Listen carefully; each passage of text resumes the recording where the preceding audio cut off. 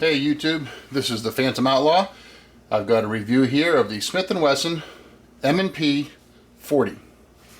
First off, let's make sure the gun is safe and clear. We do a safety check. Magazine is empty. Slide is empty.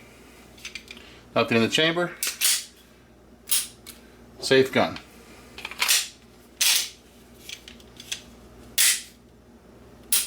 Alright, so let's talk about the Smith & Wesson M&P 40 for just a moment here.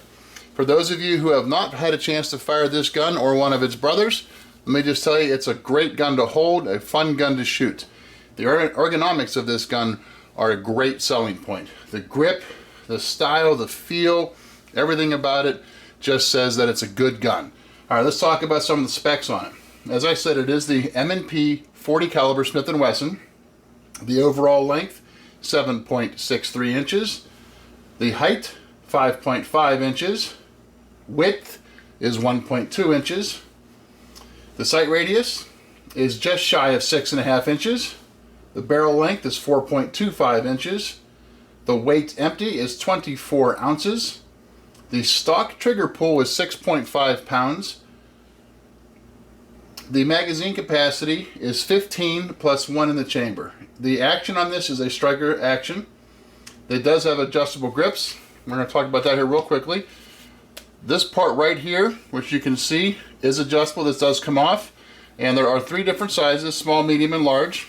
I happen to have the medium on mine right now, but it does come with the small and the large. And I'll show you here real quickly the differences. The small is this one here. It's just a little bit smaller than what the medium is, and the large is considerably bigger. It's thicker this way as well as the slight bit this way. So you can see that it's just a little bit bigger of a grip than is the small or the medium. So that's the grip on it. All right, let's talk a little bit about a couple of the other things. I mentioned that the stock trigger pull on this is 6.5 pounds. I have had the Apex DCAC trigger system put in, which has lowered my trigger pull to right at 5 pounds flat. With some other adjustments and tweaks, I know it can go lower, but I'm pretty comfortable with it at 5 pounds. It's a very smooth, clean trigger pull.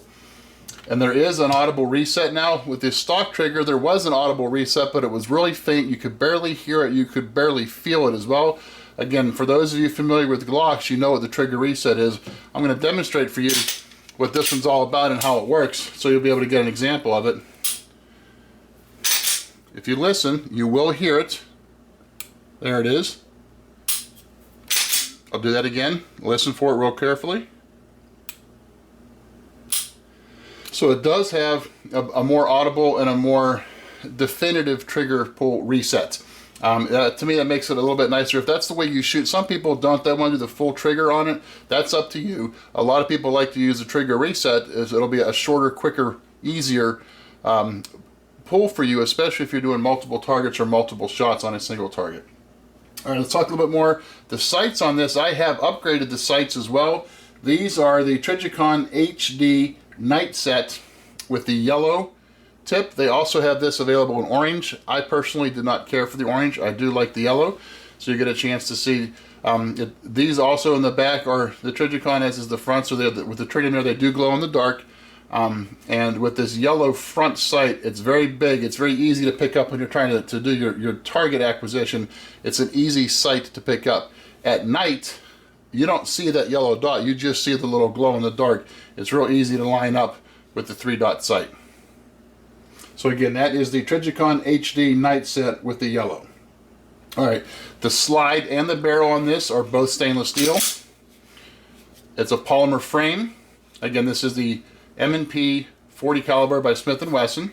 It does have the nice slide serrations in the back here. I'm not sure how easily you can see that in the video, but with these slide serrations, some people call them like a fish scale style of slide serration. I don't care what you call them, I just like them. It's real easy to get a good purchase and grip on the gun. Now I just have bare hands right now, but if you had gloves on or your hands were wet or muddy or cold, you want to make sure you can still get a good grip and a good purchase on the slide so you can reset it and rack the slide.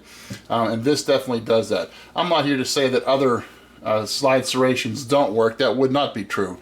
But these definitely are an easier grip and an easier purchase on the gun.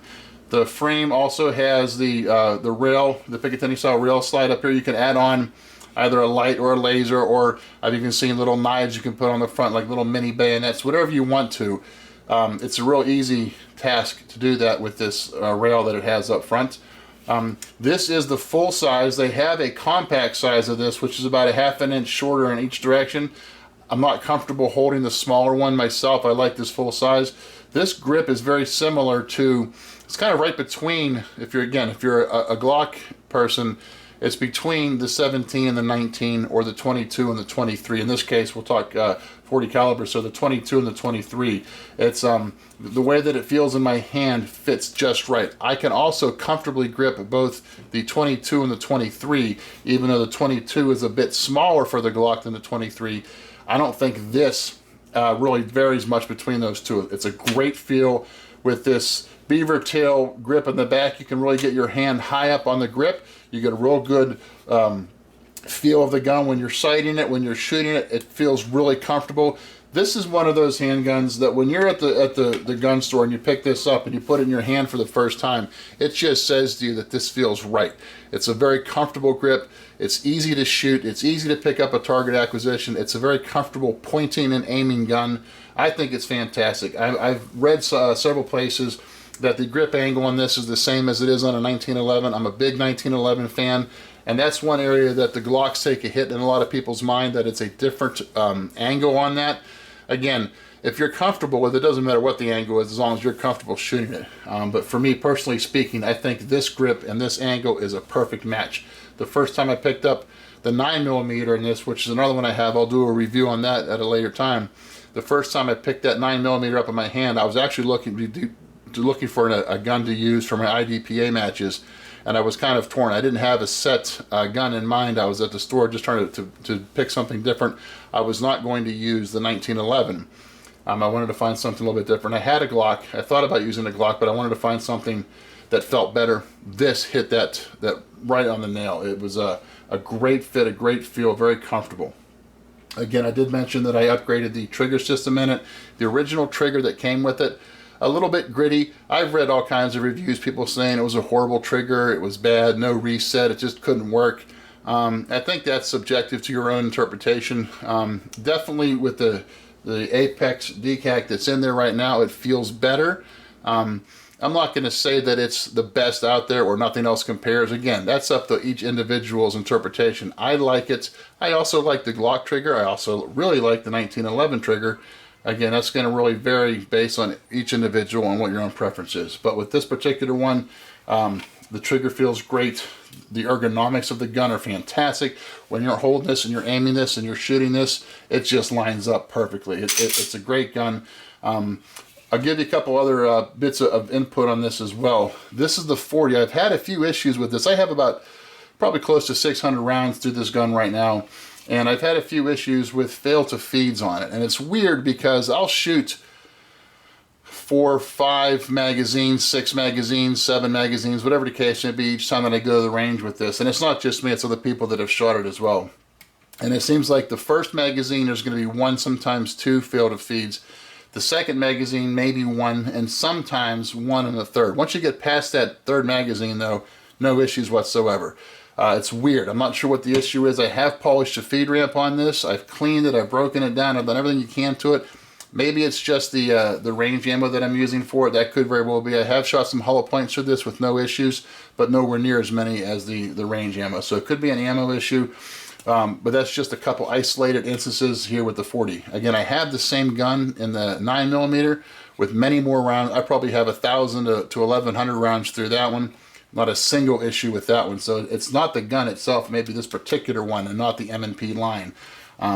It's weird. I haven't been able to find really much history online as far as that particular issue. I've spoken to several gunsmiths about it, and they just recommended polishing the feed ramp and just breaking it in more. So maybe as I get a few hundred rounds more through it, it'll go away entirely. But otherwise, it's been a real joy and a real treat to shoot. Something else I want to mention about the M&P line, one of the options when you buy it is you can get what they call a range kit. The range kit, the only difference between it and the regular gun is the range kit has a few additional items. It costs between $40 and $50 more than the regular gun, but what you get is about $120 additional value for that $40 or $50. And I'm going to talk about what those additional items are. I have the kit right here, and I'll show it to you, and then I'll break down each of the items individually, so it'll make a little bit more sense to you. But it really is, for another 50 bucks or maybe $45, it really is worth it. One of the first things you get is you get this Kydex holster made by Blade Tech. Again, it's not the world's greatest holster, but it's a very good holster. It definitely fits this gun very well. It's perfect, again, if you are an IDPA shooter or if you're into any of the other the clubs with that. Definitely something to keep in mind. It also comes with a Blade Tech double magazine pouch. You can see this. And perhaps the biggest selling point with the range kit is that it includes a third magazine. The regular gun comes with 2 magazines. This one comes with 3.